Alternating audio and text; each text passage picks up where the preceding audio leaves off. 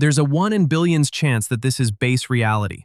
That's Elon Musk, in 2016, saying out loud what a lot of Silicon Valley quietly believes, that your entire world is a computer simulation. Now, Musk didn't invent that idea. He borrowed it from a sober Oxford philosopher who made it genuinely hard to escape. Physicists have even proposed how to test it. So tonight, we run the file. Is "we live in a simulation" a scientific claim, an unfalsifiable one, or an ancient creation story wearing a lab coat?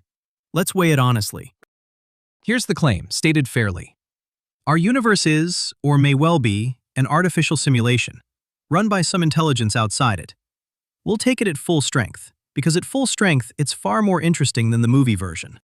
Elon Musk says there is a 1 in billions chance that this is real, that your whole world is a computer simulation. Now, that sounds like a billionaire being provocative, but he is borrowing a real argument. And the philosopher behind it is far more careful. In 2003, Nick Bostrom laid out a trap. One of 3 things, he said, has to be true. Either advanced civilizations almost never survive to build world-sized simulations, or they survive but choose never to run them, or simulated minds already outnumber real ones by billions to 1. Here is what Bostrom did that Musk did not. He refused to pick a door. He only said one of the 3 must be shut, and we don't know which. That's the honest version, and it is genuinely hard to escape. Now, notice what Bostrom did not say. He did not say we are in a simulation. He said one of 3 doors must be shut, and we don't know which. That's honest, and it's clever. But an argument is not a measurement. A philosopher can show you that a door must be closed. He cannot walk you over and show you which. So here's the scientist's question. Would reality leave any fingerprints if it were being computed? A few years later, 3 physicists went looking. Here's a question that sounds like science fiction. Does reality have pixels? Zoom in far enough, and you hit the Planck length, about 10 to the minus 35th of a meter. Picture a proton, already far too small to see. The Planck length is 100 billion times smaller than that. Go past it, and our physics stops making sense. It looks tantalizingly like the resolution of the universe. So in 2012, 3 physicists asked the honest follow-up. Bean, Devuti, and Savage. If space really is a grid, would it leave a mark? They went looking in the highest energy cosmic rays. They were hunting the grain of a hidden lattice, a 3-dimensional grid, like the ones our own simulations run on. And here's the part the headlines skip. They found no such signal. Careful tests suggest any real pixel would have to be far smaller than the Planck length anyway. So be honest, the Planck length is where our theories run out, not proof of a grid.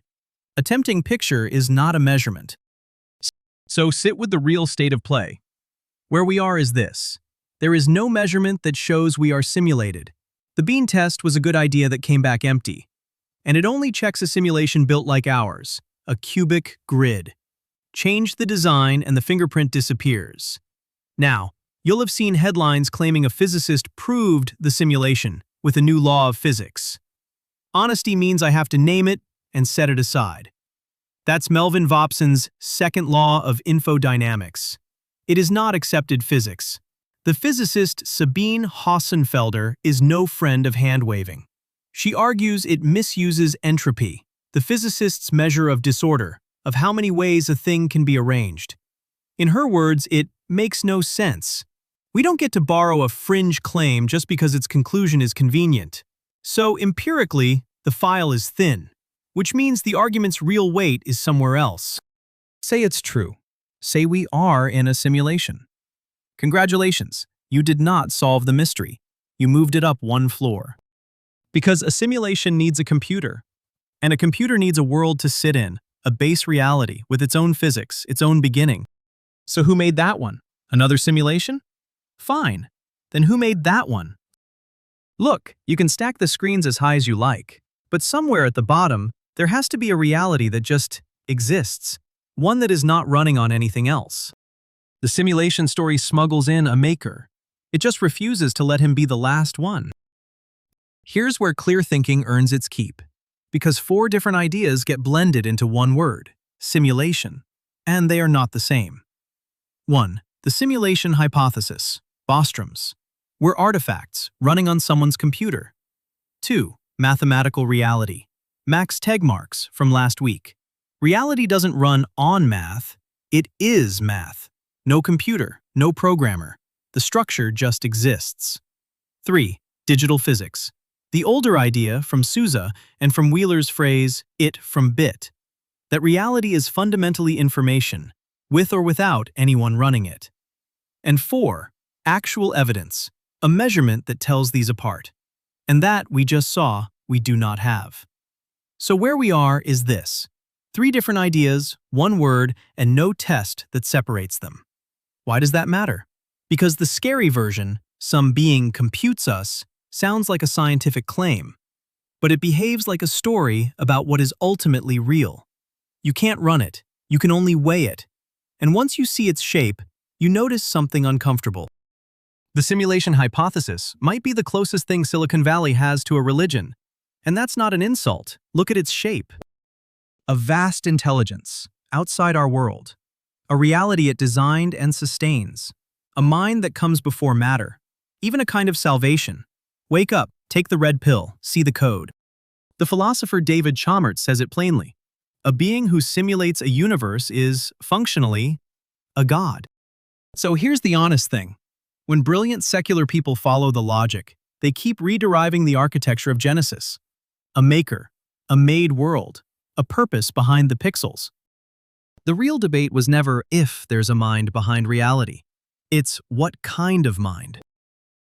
So let's weigh it, the way this channel always does. Priors and likelihoods, out loud. Start with what the simulation argument gets right.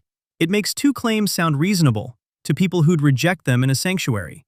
That mind can come before matter, and that our world could be made.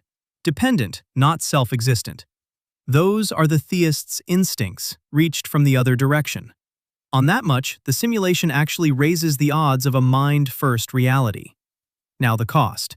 As an ultimate explanation, it fails on its own terms. It never terminates. Every simulator lives in a world that itself needs explaining.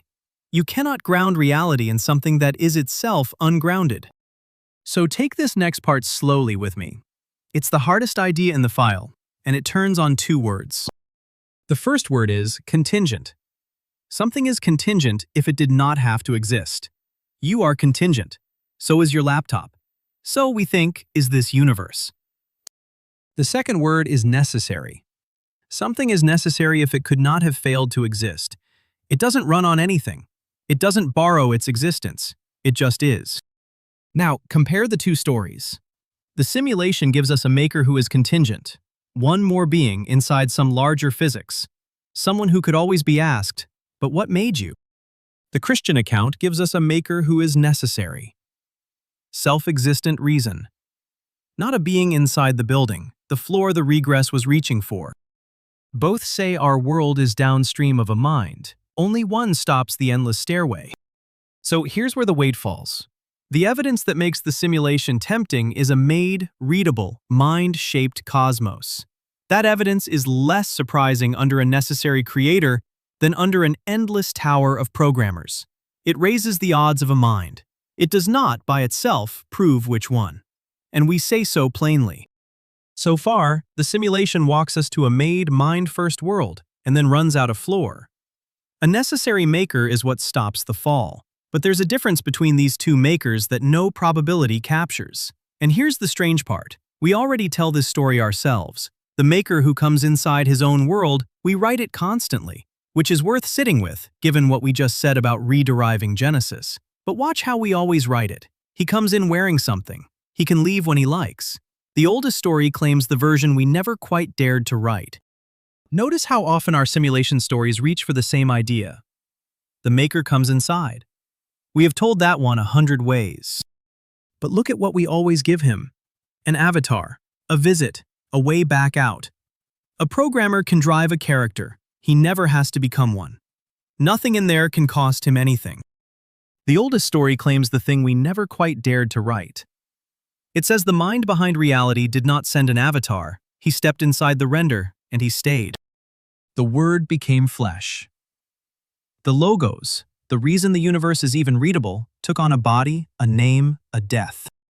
That is the difference between a creator and a coder. A coder can always log out. A maker who takes on flesh and keeps it wants you.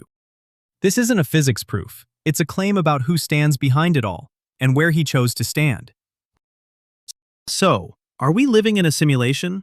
The honest verdict: there's no evidence we are, and good reason to think the strong version can't be the last word anyway. But the argument did something useful. It walked a generation of skeptics right up to the doorstep of a made, mind-first world, and left them there, one floor short of a foundation. Scripture names the foundation and adds the twist no simulation allows. In him we live and move and have our being. The maker is not outside the screen. This was file 2 of 3. Subscribe and you'll get the last one, because next time, if a simulation could copy your every move, would it copy the fact that it's like something to be you? Consciousness, and the ghost no machine can prove it has. Examine the dark honestly. Watch for the light.